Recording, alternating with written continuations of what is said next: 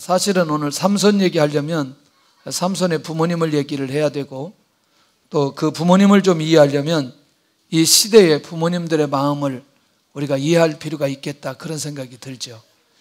여기 보니까 이 세상의 부모 마음 다 같은 마음, 아들 딸이 잘 되라고 행복하라고 마음으로 빌어주는 박영감인데 그렇게 하지 말고 마음으로 빌어주는 우리 남편인데 뭐 이렇게 가야 되지 않겠어요? 그래서 부모가 알아야 할 한 가지 비밀이 있다는 거죠. 사실은 일찍이 이 비밀을 깨달으면 사실은 가문의 기적, 역사, 응답, 축복, 이것들이 한꺼번에 쏟아지는데, 그게 뭐냐면 자녀를 통한 하나님의 계획, 하나님의 계획이 자녀들에게 어떻게 일어나느냐, 이 사실을 이해해야 사실은 자녀를 놓고 왜 기도해야 되고, 오늘 우리가 이 삼손의 기도를 통해서 무엇을 어떻게 받고 붙들고 인도받아가야 되느냐라고 하는 부분이 이 안에 숨겨져 있는 것을 보게 됩니다. 이 비밀을 일찍 알고 있는 부모님들은 굉장히 깨어있다고 말할 수 있고, 그리고 하나님 중심으로 양육할 수 있고, 그리고 또 하나님께 위탁하고, 그리고 하나님의 인도받는 일에 자유함이 있게 된다는 거죠. 다시 말한다면 하나님의 계획을 제대로 알고 자녀를 하나님 앞에 맡기는 사람은 결국 그 자녀를 통해서 하나님께 주시는 은혜를 매 순간마다 경험하게 된다는 것이죠.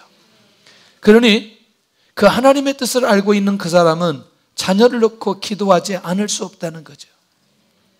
그러면 오늘 이 시간에 가장 먼저 내 자녀에게 하나님의 어떤 계획이 있는가, 내 자녀에게 하나님의 어떤 계획이 있는가, 그 계획이 있다는 사실을 내가 알고 있는지 모르고 있는지, 이거 굉장히 중요하지 않겠냐는 거죠.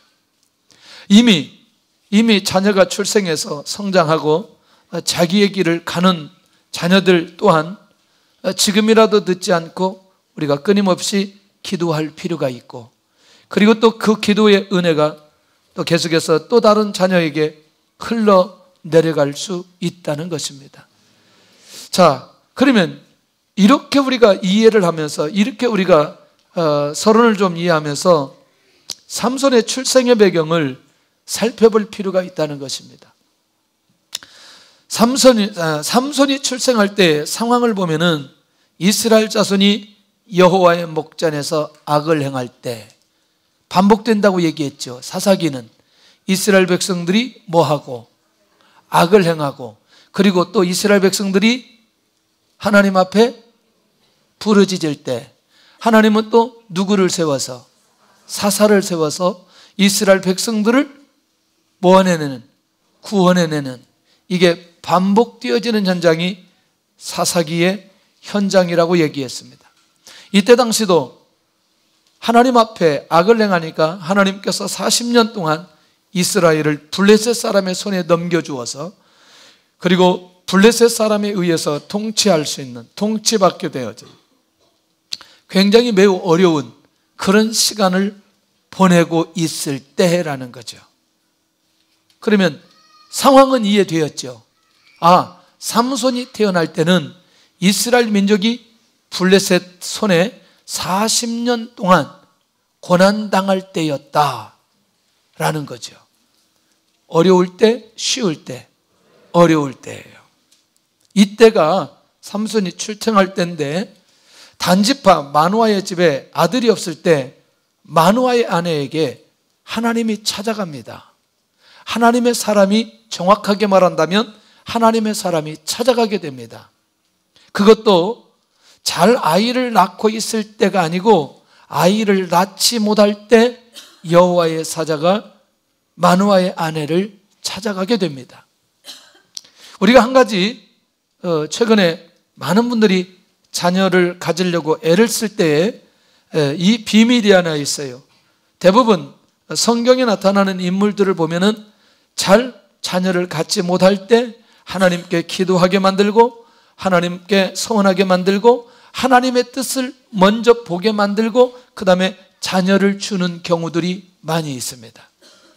예, 이삭이 그랬고 특별히 사무엘이 그랬고 그리고 삼손이 그랬고 요한이 그랬고 이런 인물들은 하나님께서 특별히 계획된 인물들은 태어나기 전에 이 자녀가 하나님 앞에 어떠한 일을 하기 위해서 태어나야 되는지를 하나님이 미리 알려주시고 아니면 미리 고백하게 하시고 그 영혼을 그 자녀를 세상에 태어나게 만들어 주신다. 요걸 자매들이 청년 때 이걸 깨달은다면 이게 총각 때 이 비밀을 깨달은다면 결혼하기 전부터 얼마나 기도하겠어요? 맞나요? 그리고 일반적인 기도가 아니라는 거죠. 그리고 이 비밀을 깨달으면 지금이라도 아이를 낳고 싶어서 견딜 수 없어야 된다는 거예요. 할렐루야. 하여튼 경수가 끊어지지 않았으면 모두 다 가능성이 있다고 생각을 하고 하나님 앞에 기도할 필요가 있다는 것이죠. 자, 세 번째는 아들이 출생하면 반드시 지켜야 할 것을 지시합니다. 자, 13장 4절을 가서 한번 보고 그 다음에 우리가 말씀을 정리해 볼 필요가 있어요. 제 얘기만 하면 안 되고요. 13장 4절 시작.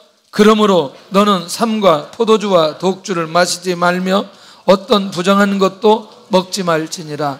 그러니까 이건 이제 뒤쪽에 나오지만 나신이로 구별되었는데 이미 하나님께서 마노아의 집에 아들을 보내주시는데 이 아들은 하나님의 계획 속에 출생하니 포도주와 독주를 마시지 말고 부정한 것도 먹지 말면서 거룩하게 준비되어지는 하나님의 사람이 되어야 된다는 거죠.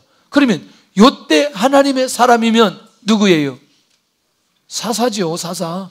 이때 하나님의 사람이면 누구라고? 사사라는 거죠.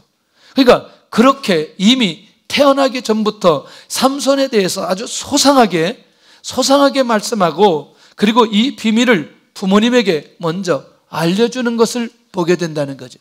혹시 사사기에 다른 사사들에게 태어나기 전에 이 상황을 얘기한 사사들이 있어요, 없어요? 없어요. 누구에게만? 삼손에게만 태어나기 전부터 이렇게 하나님의 놀라운 계획을 이 엄마에게 먼저 이 비밀을 알려주고 있다는 것입니다. 그의 머리에 삭도를 대지 말아라. 왜? 태어서부터 하나님께 바쳐진 나시린이기 때문에 나중에 우리가 자라는데도 그 머리에 하나님의 능력과 힘이 있어 사사로서의 사명을 감당할 수 있는 사람이기 때문에 결국 하나님 앞에 구별된 자, 그러면 하나님 앞에 사명을 감당하는 자 어떻게 구별되느냐? 하나님 앞에 사사로 이스라엘 민족을 블레셋 사람들에게서 구원해내는 사람으로 하나님께서 구별해 놓으셨다. 그런 사람인 거죠. 이걸 지금 누가 받아요? 엄마가 받아요. 엄마가. 그러니까 엄마가 영적으로 깨어 있어야 돼요. 할렐루야. 엄마가 영적으로 깨어 있어야 돼요. 아멘? 아멘. 근데 물론 이 땅에 태어나서 이런 목사님도 있어요. 미국에 목사님인데 지금 청년 사역을 매우 유명하게 해요. 너무나 엄청나게 유명하게 해요. 그러니까 우리가 이 말씀을 계속해서 들으면 또 한쪽으로 또 꺾어질 수 있는데 이렇게도 가고 하나님의 뜻은 다양하게 나타난다. 근데 그 목사님은 자기 아버지가 누군지를 몰라요. 자기 아버지가 누군지를 몰라요. 왜냐하면 자기 엄마가 몸을 파는 사람이기 때문에. 수많은 상처 속에 태어났지만 놀랍게도 그가 인격적으로 하나님을 만나는 순간부터 자기와 같은 청년들을 회복시키기 위해서 일으키는 이 일의 한국의 1.5세예요. 놀라운 거죠. 모이기만 하면 10만 명씩 모입니다. 그러니까 이렇게도 사용하신다. 그러니까 일단은 오늘 우리는 이 본문 속에서 이 삼손을 어떻게 준비하시고 어떻게 이 땅에 태어나게 하시는지에 대한 과정을 알면 마지막 자기가 죽을 때 기도했던 그 삼손의 기도가 이해가 되어지고 우리가 어떤 기도의 방향으로 기도해야 될 것인가의 방향성이 나오게 된다는 사실입니다. 그의 출생과 목적과 사명은 블레셋 사람의 손에서 이스라엘을 구원하기 위함이다. 자, 이건 우리가 이해하는데 어렵지 않아요. 누구에게 알려준다고요? 엄마에게 알려준다고요. 얼마나 감사한 일인지. 자, 삼손의 출생은 자기 민족을 구원하기 위한 사명자로 이 땅에 태어난다. 지금 태어났어요? 태어나지 않았어요? 아직 태어나지는 않았어요. 그런데 아들을 줄 텐데 그 아들은 이러한 사람이다. 이거는 부모님이 서원하는 게 아니고 누가 계획하신 거예요? 하나님이 계획하신 거예요. 이와 같은 사람이 누구예요? 이와 같은 사람이 누구예요? 사무엘은 어머니가 서원했어요. 이와 같은 사람이 누구예요? 이와 같은 사람이 모세예요, 모세. 여러분, 출애굽기 2장을 그래서 잘 봐야 된다니까요. 예. 그러니까 이게 굉장히 비밀이 있어요.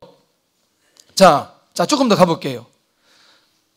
자기 아내가 응답을 받았다고 하는데 남편 마누아가 자기도 견딜 수가 없는 거죠. 왜냐하면 자기에게 직접 좀 말해주지. 나에게도 직접 좀 말해주지. 아내에게 나타났던 하나님의 사람을 보내주옵소서. 이 내용은 우리가 성경을 보아야 됩니다. 그리고 활자가 튀어나와서 눈에 콕 들어가야 됩니다. 자, 8절입니다. 시작. 마누아가 여호와께 기도하여 이르되 주여 구하옵나니 주께서 보내셨던 하나님의 사람을 우리에게 다시 오게 하사 우리가 그 낳을 아이에게 어떻게 행할지를 우리에게 가르치게 하소서 하니. 자, 3절을 보세요. 13장 3절. 여호와의 사자가 그 여인에게 나타나서 그에게 이르시되, 그러니까 남편이 이 소식을 누가 듣고 아내가 듣고 남편에게 얘기하니까 마누아도 자기도 직접 듣고 싶은 거예요. 그런데 그냥 사람에게 내가 듣고 싶다 이게 아니고 이 마누아가 여호와께 기도하여 이르되 주여 구하옵나니 주께서 보내셨던 하나님의 사람을 우리에게 다시 오게 하사. 요 소식을 자기도 듣고 싶다는 거예요. 저를 쳐다보세요. 마누아가 하나님 앞에 뭐하러 나가죠? 기도하러. 하나님의 응답이 마누아가 뭐 할 때? 기도할 때. 너무너무 놀라운 건 9절 한번 보세요. 하나님이 마누아의 목소리를 뭐 하시니라? 들으시니라. 하나님이 우리의 목소리를 들으시니라. 소리를 내어서 기도하자고 하는 것은 하나님께서 우리가 기도할 때 우리의 소리를 하나님께서 들으신다는 거예요. 할렐루야. 아내를 통해서 들었지만 마누아는 자기도 직접 듣고 앞으로 이 아이가 어떻게 행하려는지 우리에게 알게 해 주옵소서. 우리라고 말하지만 사실은 마누아는 자기가 직접 듣고 싶은 거예요. 놀랍잖아요? 특별히 하나님께서 마누아가 하나님께 기도할 때 이 하나님께서 그 소리를 들으시고 결국 아내의 인도대로 이 마누아가 하나님을 만나게 되어집니다. 하나님의 사람을 만나게 되어집니다. 자, 다시 14절을 가봐야 돼요. 14절. 아까 아내에게 얘기했던 내용을 다시 누구에게? 마누아에게. 엄마에게 얘기했던 내용을 다시 누구에게? 아빠에게. 시작. 포도나무의 소산을 먹지 말며 포도주와 독주를 마시지 말며 어떤 부정한 것도 먹지 말고 내가 그에게 명령한 것은 다 지킬 것이니라 하니라. 자, 그러면 정리되었어요. 정리되었어요. 우리는 이렇게 정리해야 됩니다. 무슨 얘기냐? 이제 이 집안에 태어나는 아들은 하나님께서 구별된 아들이고, 그런데 구별되게 자라려면 포도주나 독주를 마시지 말고 삭도를 그 머리에 대지 말아야 된다. 할렐루야. 그러니 요 내용이 결국 이 마노아의 집에서 응답으로 받았던 내용이라는 거죠. 나중에 과정은 우리가 다 아는 내용들이에요. 그러나 그 내용을 보고 나중에 뒤쪽에 가서 삼손의 기도를 하려면 우선 출발부터 삼손이 어떤 모습으로 어떤 계획 속에 출발되었는지부터 우리가 이해할 필요가 있다는 거예요. 오늘 우리는 하나님 앞에서 이런 영적인 감각들이 우리 안에 있을 때에 자녀를 향한 기도가 달라질 수 있다는 거예요. 똑같이 살아가는데 하나님께서 조금 더 지혜를 주시고 또 조금 더 총명을 주시고 조금 더 다른 사람보다 뛰어나게 하시는 이유는 그를 똑똑한 사람을 만들려고 하는 하나님의 계획이 아니고 하나님의 뜻을 그를 통해서 나타내 보이기를 원하시는 그 놀라운 비밀이 그 안에 숨겨져 있다는 거예요. 할렐루야. 이건 굉장히 중요한 거예요. 그러니까 우리는 우리의 자녀들이 다른 사람들보다 약간 조금 나은 모습들이 발견될 때마다 그런 감각들이 우리 안에 살아나야 된다는 거죠. 그렇지. 하나님께서 우리의 자녀를 통해서 이렇게 이 모습을 통해서 이 은사를 통해서 이 성품을 통해서 하나님께서 하나님의 놀라운 뜻을 이루기를 원하신다는 눈이 열려지면 하나님께서 끊임없이 역사해 주시고 계속해서 열어가신다는 것이죠. 이 감각이 먼저 우리 안에 살아나야 될 필요가 있다는 거예요. 그러니까 우리는 우리 문화 속에서는 획일적으로 갑니다. 획일적으로 가는 것은 모두 다 말하기를 눈떠라. 공부 잘하냐? 또 공부 잘하냐? 그럼 공부 잘하는 기준이 몇 등까지예요? 1등? 와, 그럼 1등 몇 명이에요? 반말하지 말아요. 한 명이요. 이렇게 해야지. 그러니까 사실은 한 명밖에 없는 거를 그 한 명이 우리 자녀가 되기를 원하는 거지. 자기의 DNA도 공부하는 DNA가 아닌데 애는 그게 DNA가 흘러가겠어요? 말이 안 되지.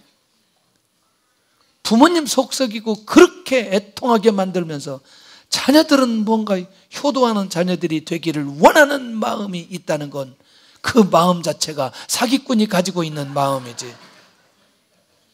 감안하자는 거지. 감안하자는 거지.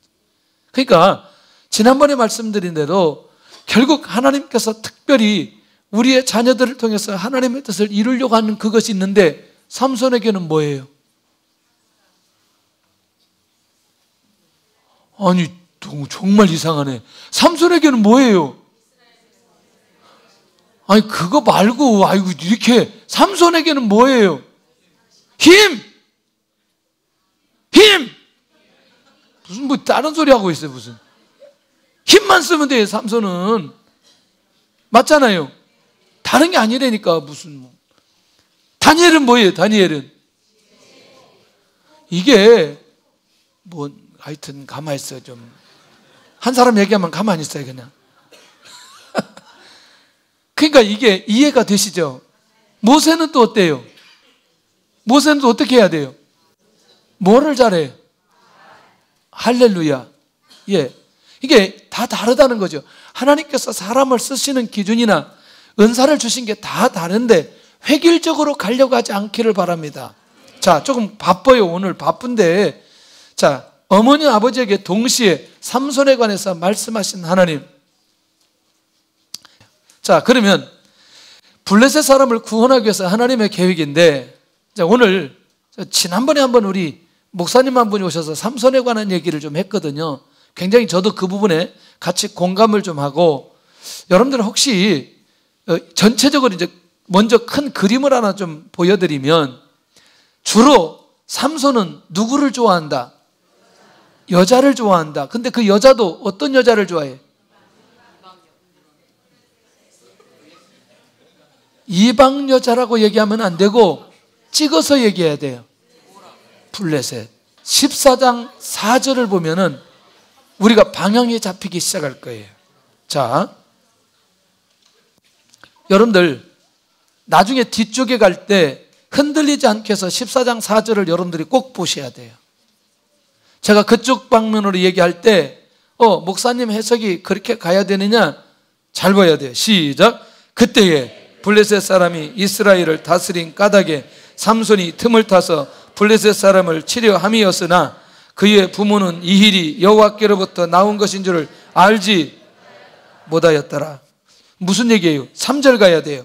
3절 시작. 그의 부모가 그에게 이르되 내 형제들의 딸들 중에나 내 백성 중에 어찌 여자가 없어서 내가 할례받지 아니한 블레셋 사람에게 가서 아내를 맞으려 하느냐 하니 삼손이 그의 아버지에게 이르되 내가 그 여자를 좋아하오니 나를 위하여 그 여자를 데려오소서 하니라.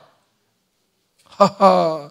그러니까 1절부터 3절까지는 삼손이 누구를 좋아한다고? 블레셋 여자를 좋아한다고. 그런데 그 블레셋 여자를 좋아하는 그것이 그의 부모는 이 일이 여호와께로부터 나온 것인 줄을 알지 못하였더라. 그러니 이 말은 다른 말로 말하면 삼손이 블레셋 여자를 좋아하게 되어진 건 사실은 누가 그렇게 무엇 때문에 이제 연결이 되어야 돼요. 왜냐하면 아까 시기를 그래서 얘기했습니다. 블레셋 사람들의 손에서 40년 동안 그렇게 고난 속에 있는 누구를 건져내기 위해서, 블레셋에서 이스라엘 민족을 건져내기 위해서 어떻게 하든 이들의 관계 속에 이것을 엮어서 이렇게 저렇게, 그러면서 결국에는 계속해서 나중에 얘기를 보면은 이 삼손의 입에서 원수라는 얘기가 계속해서 나옵니다. 이해되시죠? 원수라는 얘기. 자, 기둥 미루면서 이 원수들을 갚게 해달라고 말하고 있어요. 근데 그 원수들 안에 사실은 누가 있어요? 에? 아니, 자기가 좋아하는 여인들. 그러니까 여러분들 그런 관점에서 이걸 보면 굉장히 어렵게 우리가 풀어갈 수 있다는 거죠. 그러니까 처음부터 끝까지 일단 어떤 상황이 되어도 삼손 안에는 우리 민족이 누구의 손에서? 블레셋의 손에서 구원받아야 되겠다는 이 마음이 끊임없이 그 안에 있다는 거죠. 다시 정리해 볼게요. 그러면 어렸을 때부터 마노아와 아내가 이 삼손에 대해서 어떻게 양육하겠어요? 포도주와 독주를 마시지 말도록 하고, 머리가 자랄 때 결국 여기에서 하나님께 주시는 놀라운 힘이 있는데 그것은 누구를 위해서? 이스라엘 민족을 구원하기 위해서 하나님께서 주신 것이라는 사실을 끊임없이 하나님 앞에서 이 엄마 아빠가 가르쳤을 거 아니냐는 거예요.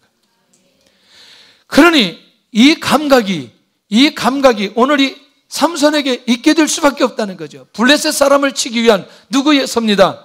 하나님의 섭리라는 거죠. 이미 마노아의 집안은 오늘 이 삼손도 이방 여인과 결혼을 엄격하게 금하셨다는 사실, 출애굽기 34장이나 신명기 7장 1절 4절이나 이건 하나님께서 원하지 않는 것이라는 거죠. 그런데 이것은 이 시대적으로 하나님께서 민족을 구원하시기 위한 하나님의 보이지 않는 손길이 이 안에 숨겨져 있는 것을 우리에게 가르쳐주고 있다는 거예요. 그러면서 첫 번째 시작되는 게 수수께끼를 통해서 이제 어떻게 하든지 이제 블레셋 사람들을 어떻게 응징하고 어떻게 정리하는지, 이걸 이제 삼손이 수수께끼로 시작합니다. 먹는 것에서 먹는 것이 나오고 강한 거자에서 단 것이 나온다. 간단하죠. 사자와 꿀이란 건데, 그러니까 이건 누구만 알고 있어요? 자기가 가다가 자기 현실 속에서 발견해서 수수께끼 냈는데 이걸 이 사람들이 알을까요? 모를까요? 만약에 이것을 모르면, 알거나 저쪽이 알거나 또 저쪽이 모르거나 그러면 서로 옷 30벌을 주기로 했단 말이죠. 자, 그 제가 블레셋 사람의 원수를 갚기 위해서 몸풀기 하는 삼손. 예. 그러니까 이미 자꾸 그 아내가 알려달라고 하니까 알려줘 버린 거죠. 그러니까 그 사람들이 대답을 하니까 가서 뭐예요? 30명 잡고 30명 죽이고 옷 벗겨서 갖다 주는 거죠. 그런데 30명의 옷을 벗기고 이 사람들을 죽이는데 이 자체가 뭐예요? 원수 갚는 거죠. 이 말 이해되나요? 아까 몸풀기 한다는 말이, 이 말이 이해가 되나요? 이건 굉장히 중요한 의미가 있어요. 자, 이제 하나씩 하나님께서 삼손을 통해서 이스라엘 민족을 어떻게 구원해 가시는지, 삼손의 모든 삶이 이제 블레셋과 연결되어 있다는 것을 우리가 잊어서는 안 된다는 거예요. 할렐루야. 근데 반드시 연결되는데 거기 누가 있어요? 여자가 있다는 거예요. 너무나 이런 쪽에 이것을 사명이 아닌 사사시대, 사사가 하나님 앞에 헌신한 모습이 아닌 너무나 불륜 쪽으로 가지 않기를 바랍니다. 할렐루야. 그러면 또 말하기를, 그러면 그거 사명 감당하기 위해서 불륜 저질러도 괜찮냐? 할렐루야. 그 사람 맞아야 됩니다. 돼지게 맞아야 됩니다. 자, 나중에 이제 15장에 한번 가보세요. 15장. 이게 좀 15장 빨리 좀 가야 되는데. 아이고야. 자, 15장 한번 가세요. 시작. 염소 새끼를 가지고 그의 아내에게로 찾아가서 이르되 내가 방에 들어가 내 아내를 보고자 하노라 하니 장인이 들어오지 못하게 하고 이르되 내가 그를 심히 미워하는 줄 알고 그를 내 친구에게 주었노라. 그의 동생이 그보다 더 아름답지 아니하냐. 청하노니 너를 그를 대신하여 동생을 아내로 맞이하라 하니. 우와, 여러분들 아까 결혼식 하다가 이런 상황 하다가 이제 이 삼손이 돌아가니까 삼손이 마음이 변한 줄 알고 이 친정 아버지가 이 아내를 다른 사람에게 주어버린 거죠. 와, 삼손이 열받았어요. 4절 시작. 삼손이 가서 여우 300마리를 붙들어서 그 꼬리와 꼬리를 메고 회를 가지고 그 두 꼬리 사이에 한 회를 달고 회에 불을 붙이고 그것을 블레셋 사람들의 곡식밭으로 몰아들여서 곡식단과 아직 배지 아니한 곡식과 포도원과 감람나무들을 살은지라. 끝. 뭐예요? 자, 이제부터 뭘 봐야 되냐면 이 사건이 블레셋 사람들이 분노를 일으키는 사건으로 이어집니다. 아니, 곡식단과 배지한 곡식, 포도원과 감람나무 다 살라버렸어요. 어휴, 여우 300마리를 어디서 잡아서 그걸 또 붙들어가지고 꼬리와 꼬리를 메고 회를 가지고 거기다 불 붙여가지고 300마리를 완전히 다 풀어놨으니 난리가 난 거예요. 재밌지 않겠어요? 여러분들, 이 블레셋 사람들의 입장에서 보면 지금 이스라엘은 어떤 나라예요? 속국이죠. 그리고 40년 동안, 1년도 아니고 우리 일본에서 몇 년? 36년보다 4년 많아요. 적은 기간이 아니에요. 이해되시죠? 그 많은 기간 동안 자기들 마음대로 할 수 있었다고 생각했던 그 이스라엘 나라, 그것도 이거 도대체 누가 이렇게 했느냐는 거죠. 그런데 난리가 난 거죠. 난리가. 이 사람들이 결국에는 분노가 일어나가지고 유다 땅에 와가지고 누가 그랬느냐. 그때 유다 사람들 3,000명이 또 일어나가지고 이게 이제 삼손하고 협상을 하는데 이게 삼손이 이제 이렇게 얘기하는 거죠. 나 죽이지만 말아라. 그 대신에 나 묶어가지고 보내라. 나 묶어가지고 보내라. 나 묶어서 보내라. 나 손대지 말고 나 묶어서 보내면 내가 조용히 가겠다. 이렇게 가는 거지. 근데 저쪽 사람들은 이미 뭐 하고 있어요? 분노가 있어요. 왜? 지금 300머리가 완전히 자기들의 재산을 다 엉망진창으로 만들었어요. 자, 그래서 이제 가는 겁니다. 자, 14절 한번 봐야 돼요. 빨리 봐야 돼, 빨리. 시작. 삼손이 네이에 이름에 블레셋 사람들이 그에게로 마주 나가며 소리를 지를 때 여호와의 영이 삼손에게 갑자기 임하심에 그의 팔 위에 밧줄이 불탄 삼과 같이 그의 결박되었던 손에서 떨어진지라. 제가 할게요. 삼손이 나귀의 새 턱뼈를 보고 손을 내밀어 집어들고 그것으로 1000명을 죽이고 이르되 나귀의 턱뼈로 한 더미 두 더미를 쌓았으며 나귀의 턱뼈로 내가 1000명을 죽였도다 하니라. 몇 명 죽였어요? 자, 요 상황을 한번 잘 보셔야 됩니다. 요 상황을. 그러면 지금 이 상황은 처음에 삼손이 태어날 때부터 무슨 사명이 있다고? 이스라엘 민족을 블레셋 사람들에게서 구원하고자 하는 사명이 있어요. 지금 사실은 이 삼손은 뭐 하고 있어요? 사명 감당하고 있는 거죠. 그러니 막연하게 하나님께서 삼손에게 힘을 주신 게 아니고, 그들이 막연하게 분노가 일어난 게 아니고, 이스라엘 민족이 그냥 삼손을 그들에게 내어준 게 아니라, 이 모든 상황은 삼손으로 하여금 블레셋 사람들, 이스라엘 민족을 40년 동안 괴롭게 했던 그것을 갚도록 하기 위한 하나님의 계획이 이 현장에서 일어나고 있다는 사실입니다. 놀랍지 않아요?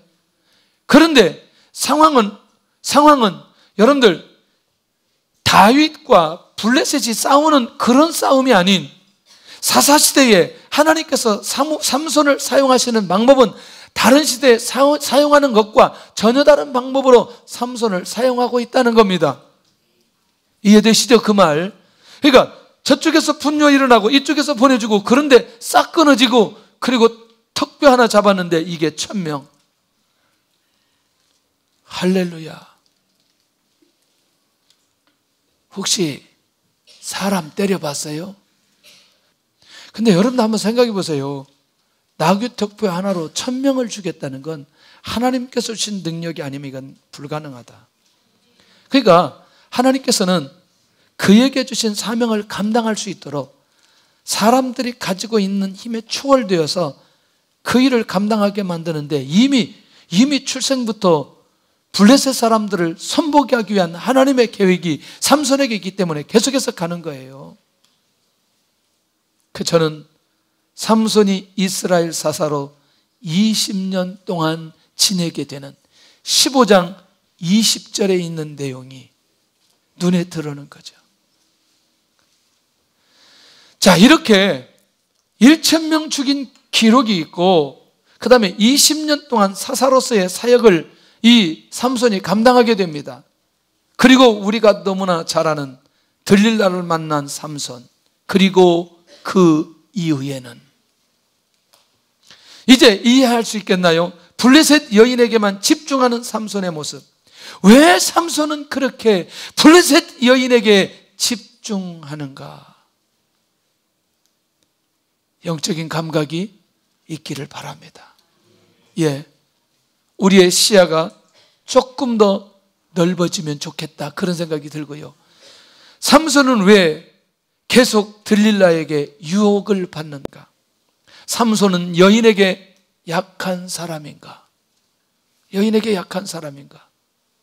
그러면 아까 13장 4절의 말씀을 안 읽었으면 우리가 그냥 한 번에 가버릴 텐데, 사실은 성경의 해석학자들도 보니까 대부분 이런 관점에서 이 해석에 놓았던 내용들이 굉장히 많은 거지요. 그리고 삼손은 자신이 나시린앱이 힘이 어디서 나오느냐, 끊임없이 묻고 끊임없이 묻습니다. 그런데 이 사실을 알려주고 이 삼손이 경험하는 수치, 고난, 고통, 이 이어짐을 알고 있었는가? 지나고 나서 나중에 이 전체 상황들을 한번 본다면 16장 21절을 한번 보고, 16장 21절. 자, 알려주고 난 이후에 삼손이 어떤 결과 속에 들어갔는지 한번 살펴봐야 돼요. 시작. 블레셋 사람들이 그를 붙잡아 그의 눈을 빼고 끌고 가사에 내려가 놋줄로 매고 그에게 옥에서 맷돌을 돌리게. 하였더라. 그리고 22절에 그의 머리털이 밀린 후에 다시 자라기 시작하니라. 자, 이게 중요하죠. 여러분들 어떠세요? 여러분들 지금 들릴라에게 이런 유혹을 받을 때도 삼손은 자기가 가지고 있는 사명을 잃어버렸다, 가지고 있다. 이 비밀을 알려주고 수치와 고난, 고통이 있음에도 불구하고 이 사명을 잊고 있다, 가지고 있다. 예. 그러니까 삼손은 이 땅에 와서 한 가지 목적 가지고 살아가는 거예요. 블레셋 사람에게서 이스라엘을 구원해내는 그 일만 하면 되는 거예요. 삼손에게 떠나지 않았던 사사의 사명감, 이것을 볼 수 있는 눈이 우리 안에 있어야 된다는 거예요. 자, 이제 사실은 지금 얘기하려고 지금까지의 배경을 얘기했던 거예요. 삼손의 위대한 기도와 하나님의 응답인데, 첫째가 뭐냐면 마지막 여호와께 부르짖는 삼손의 기도가 있어요. 주여, 주 여호와여, 구하옵나니 나를 생각하옵소서. 주여, 주 여호와여, 구하옵나니 나를 생각하옵소서. 여러 가지 느껴지는 거죠. 하나님, 내가 사사로서의 사명을 감당해야 되는데 내가 지금 감당하지 못하고 수치와 고통, 이 어려움 속에 내가 있습니다. 그런데 여기서 끝나지 않고 이번만 나를 강하게 하옵소서. 마지막 하나님 앞에 부르짖는 그 기도의 제목, 하나님 나에게 다시 한번 힘을 주셔서 결국 내가 태어날 때부터 가지고 있는 그 사명, 마지막 이 순간에 감당하기를 원합니다. 기가 막히지 않아요? 그러니 자기의 상황과 상관없이 이 삼손은 죽는 순간까지도 무엇을 위해서? 자기가 이 땅에 온 그 이유를 놓치지 않고 기도하고 있는 것을 보게 되더라는 거예요. 기도의 응답은 이렇게 마지막 순간까지 하나님의 뜻을 놓고 기도할 때에 하나님께서 그 기도 들으시고 역사해 주신다는 사실을 놓치지 않아야 된다는 거죠. 그러면 기도의 핵심이 뭐냐면 블레셋 사람에게 원수를 단번에 갚게 하옵소서. 다시, 요 내용은 누구의 계획이에요? 하나님의 계획이에요. 삼손이 이 땅에 온 목적이 바로 이거 아니겠어요? 그러니 하나님께서 원하는 계획과 삼손이 이 땅에 오는 목적과 그것이 지금 성취되어지는 현장에 하나님 앞에 기도하는 이 삼손의 기도를 하나님께서 듣지 않으시겠냐는 거예요. 우리가 평생의 삶 속에 끊임없이 기도하는데 내가 하나님 앞에 하는 그 기도가 하나님의 뜻을 놓고 하나님의 주신 사명을 감당하기 위해서 하는 기도는 100번 하면 100번 다 응답이 되어진다는 거예요. 할렐루야. 그리고 하나님께서는 삼손에게 힘을 주셔서 결국 기둥 쪽을 밀어버리는 거죠. 이걸 좀 봤더니 옛날에는요, 지붕에 사람들이 많이 있어가지고 거기서 구경도 하기도 하고 원형관계당을 내려보다 보기도 하고 밑에 있고 위에 있고 몇 명이나? 3,000명. 3,000명. 몇 명? 와, 이거 어마어마한 거죠. 자, 이제 정리를 하고 우리가 기도하려고 합니다. 삼손의 마지막 기도는, 첫째는 인생의 마지막까지 사명을 잃지 않는 기도였다. 아멘.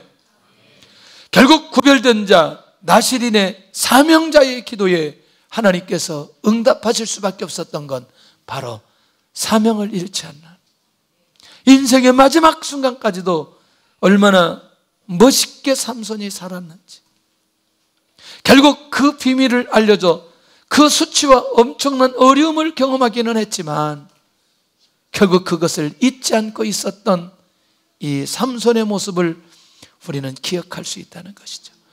오늘 이 밤에 하나님 앞에 기도할 때, 하나님, 내가 어떤 순간에도 사명을 잃지 않는 기도하게 하여 주시옵소서. 사명을 잊지 않고 기도하는 그 기도가 나의 기도가 되게 하여 주시옵소서. 이 기도가 우리 안에서 살아나야 될 필요가 있다는 거예요. 금년에 이 놀라운 응답이 일어나게 될 것이고, 두 번째는 자신의 목숨을 걸고 결단하는 기도라는 거죠. 삼손의 희생과 헌신을 받으시는 하나님의 기도의 응답이라는 거예요. 죽으면서 누구도 죽어요. 3,000명 죽으면서 누구도 죽어요. 삼손도 죽는 거예요. 자기 목숨을 걸고 결단하는 기도. 살고자 하는 생각이 있지 않는 거죠. 다니엘도 어느 때 기도해요? 어느 때 기도해요? 기도할 수 있는 상황이 뭐예요? 위기 때 아니겠어요? 자기 생명이 죽어야 될 위기 때에 하나님 앞에 기도하고 응답받잖아요. 그러니까 성경의 인물들은 대부분 이런 위기 때 기도하고 응답받는 내용들이 굉장히 많이 있는 거예요. 할렐루야. 오늘도 사실은 삼손이 자기가 살려고 기도하는 게 아니고 그냥 그 하나님의 뜻을 이루기 위해서 자기가 목숨을 내놓고 하나님 앞에 기도하는 거예요. 멋있어요? 멋있잖아요. 멋있어요. 삼손 멋있어요. 세 번째, 자신을 향한 하나님의 뜻을 저버리지 않는 기도라는 거예요. 하나님의 뜻을 놓고 블레셋에서 이스라엘 민족을 구원하는 그것이 하나님의 뜻이었어요. 그것을 저버리지 않는 거죠. 그러니까 이 기도가 응답될 수밖에 없는 기도 아니겠냐는 거예요. 하나님의 뜻을 잊지 않기를 원합니다. 할렐루야. 하나님의 뜻을 저버리지 않기를 원합니다. 주께서 놀라운 응답을 우리에게 허락해 주실 줄로 믿습니다. 네 번째는 자기 민족을 구원하기 위한 희생의 기도다. 결국에는 누구를 구원하기 위해서? 이스라엘 민족을 구원하기 위한. 이게 오늘 이 삼손이 가지고 있는 가장 기본적인 마음이라는 거예요. 개인 문제가 아닌 공동체의 기도에 하나님께서 응답해 주셨다는 거죠. 얼마나 멋있는지. 자, 그런 차원에서 우리가 정리를 해볼 필요가 있어요. 삼손의 기도가 나의 기도가 되게 하여 주옵소서. 진짜 그렇게 기도할 마음이 생기나요? 삼손의 기도의 응답이 나의 기도의 응답이 되게 하여 주옵소서. 정말 우리가 한번 이 시간을 더하면서 계속해서 제가 철야 때 시리즈로 기도에 관한 얘기를 하는 것은 우리 모두가 기도하면서 하나님을 경험하고 하나님을 만나고 하나님 앞에 응답을 받고, 그리고 기도할 때 이런 놀라운 하나님의 응답이 어떻게 우리 삶 속에 열려지는지, 어떻게 응답되어지는지, 이것들을 이 19년도에 우리가 확인해 볼 필요가 있다는 거예요. 열려질 수 있기를 원합니다. 열려질 수 있기를 원합니다. 응답받을 수 있기를 원합니다. 할렐루야.